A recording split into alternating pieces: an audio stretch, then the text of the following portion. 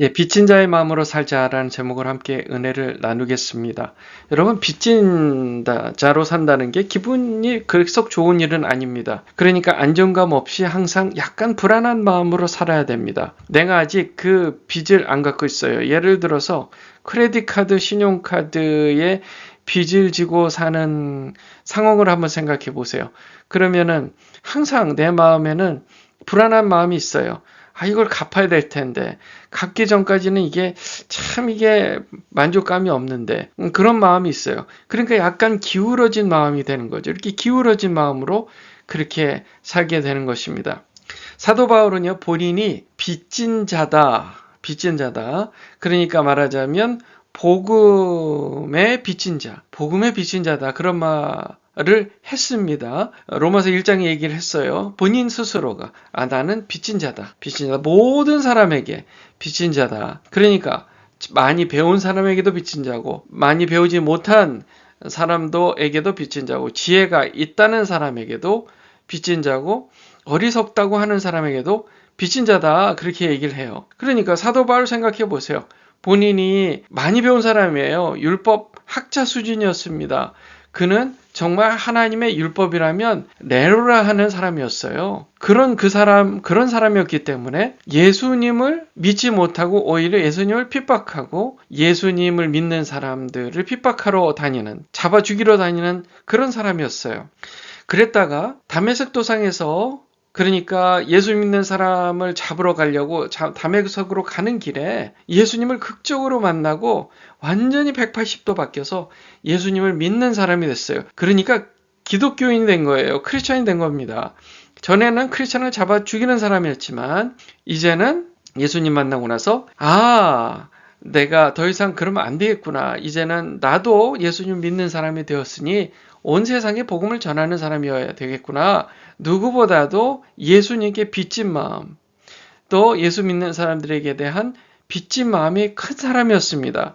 그러니까 정말 항상 마음속 한구석에는요, 어떻게 하면 내가 이 빚을 갚지? 그런 마음으로 사는 거예요. 사실 이게 저와 여러분의 간증이 되어야 돼요.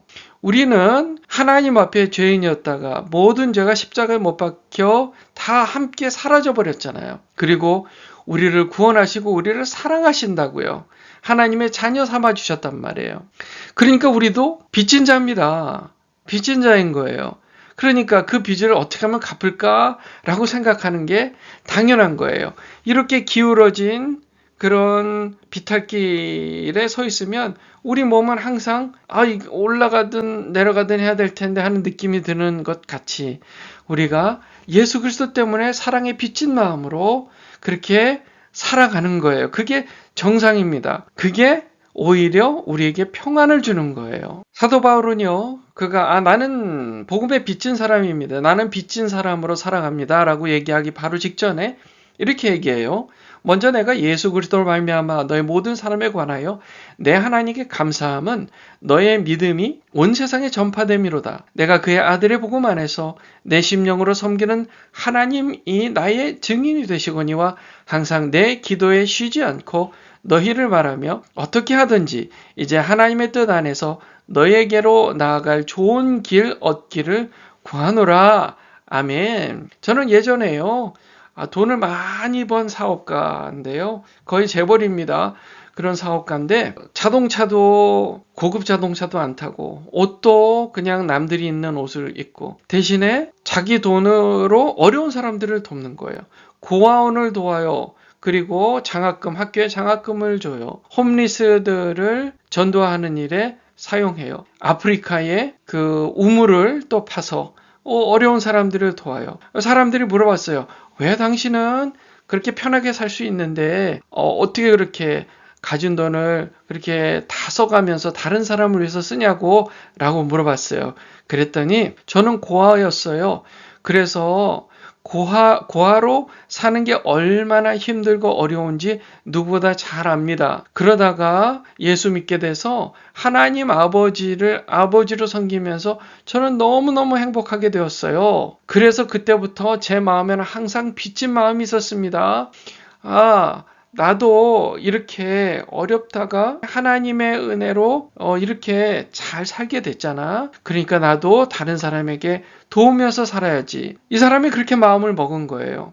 다른 사람을 돕지 않으면 마음이 왠지 항상 한편 마음이 불편한 거예요. 내가 나만 이렇게 잘 살아서, 나만 이렇게 편하게 살아서 될까 하는 마음 때문에 불편한 거예요. 항상 그 불편한 마음 때문에 다른 사람을 도와주는 거예요. 다른 사람, 힘든 사람들을, 어려운 사람들을 도와주는 거예요. 그러면 마음이 조금 위로가 되고 편해지는 거예요.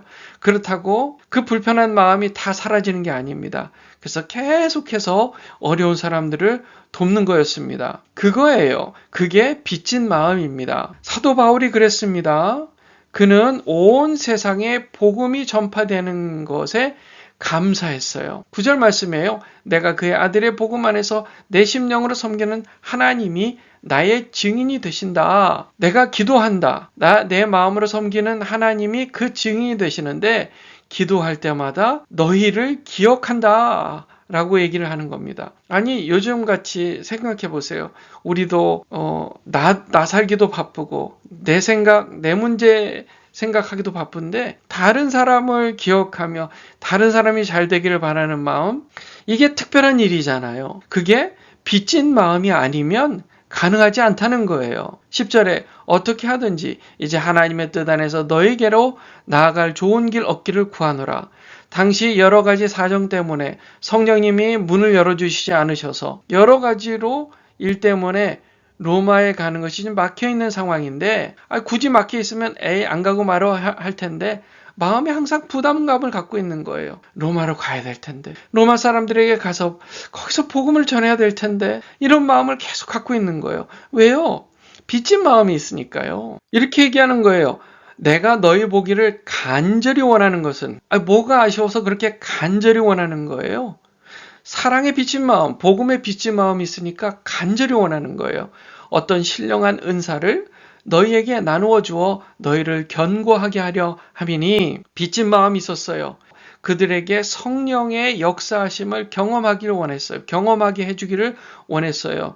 그들이 경험해서 성령의 은사, 성령의 역사하심을 경험해서 머리로만 알고 있었던 복음, 예수님을 정말 본인들 스스로가 영적으로 체험함으로써 더 이상 흔들리지 않는 믿음을 갖기를 원했습니다.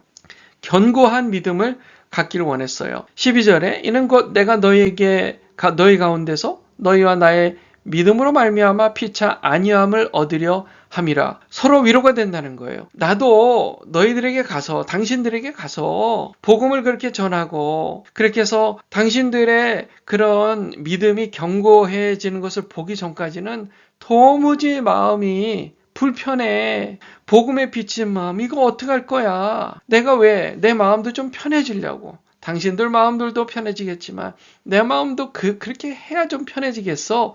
라는 얘기를 지금 하고 있는 거예요. 13절 형제들아 내가 여러분 너희에게 가고자 한 것을 너희가 모르기를 원하지 아니하노니 이는 너희 중에서도 다른 이방인 중에서와 같이 열매를 맺게 하려 함이로되 지금까지 길이 막혔도다. 자, 드디어 14절에 얘기합니다. 헬라인이나 야만인이나 지혜 있는 자나 어리석은 자에게 내가 다 내가 빚진 자라. 내가 다 빚진 자다. 모두에게 내가 빚진 자다. 그 얘기를 지금 하고 있는 거예요. 지금 쭉 얘기했어요. 내가 그렇게 해야 마음이 편해져. 아니 뭐가 그렇게 뭐가 그렇게 마음에 있길래 그렇게까지 하려고 해. 로마에 있는 사람들한테까지. 내가 빚진 사람이야. 나는 내 마음에 빚진 마음이 있는 사람이야. 헬라인이든 많이 배운 사람이든 야만인이든 그렇지 못한 사람이든 지혜 있는 사람이든 어리석은 사람이든 간에 내가 다 복음에 빚진 사람이야. 우리는 어때요? 이 복음에 빚진 마음이 있습니까? 있어도 어떤 사람에게만 있지 내 마음에 들지 않는 사람한테는 복음에 빚진 마음이 없는 경우가 있잖아요. 사도 바울은 그게 아니었어요. 다 신분고하를 막론하고 빚진 자다라는 얘기를 지금 하고 있는 것입니다. 15절 그러므로 나는 할 수 있는 대로 로마에 있는 너에게도 복음 전하기를 원하노라. 그래서 내가 그렇게까지 원하는 거야. 내가 복음을 부끄러워하지 아니하노니 이 복음은 모든 믿는 자에게 구원을 주시는 하나님의 능력이 됨이라. 먼저는 유대인에게요 그리고 헬라인에게로다. 이렇게까지 복음을 부끄러워하지 않는데, 그것은 왜냐하면 날 봐봐, 하나님이 날 고쳐주신 그 능력 봐봐, 나를 구원해주신 그 능력 봐봐. 그러니까 그 나를 고쳐준 그 하나님의 능력을 내가 어떻게 부끄러워하겠어? 하나님께서 능력을 베풀어 주셔서 나를 그렇게 완전히 사람 되게 만들어 주셨는데 내가 어떻게 빚진 마음으로 살지 않을 수가 있겠어? 라고 지금 얘기를 하는 거예요. 유대인, 첫째는 유대인, 둘째는 헬라인에게로다. 하나님의 능력이 유대인에게만, 그러니까 하나님의 계명을 잘 알고 하나님의 계명을 누구보다 잘 알고 잘 지키는 유대인에게도, 그러나 또 동시에 헬라인, 하나님의 율법을 잘 모르는 헬라인에게도 세상에 구원을 주시는 하나님의 능력이었어. 그러니 내가 율법 잘한다고 얼마나 교만했는지 알아? 그런 나를 이렇게 고쳐주셨어. 그러니 내가 빚진 마음으로 살지 않을 수가 있겠어? 내가 빚진 마음으로 온 세상에 헬라인이나 야만인이나 지혜 있는 자나 어리석은 자에게 내가 빚진 자로서 그들에게 복음을 전하지 않을 수가 있겠어?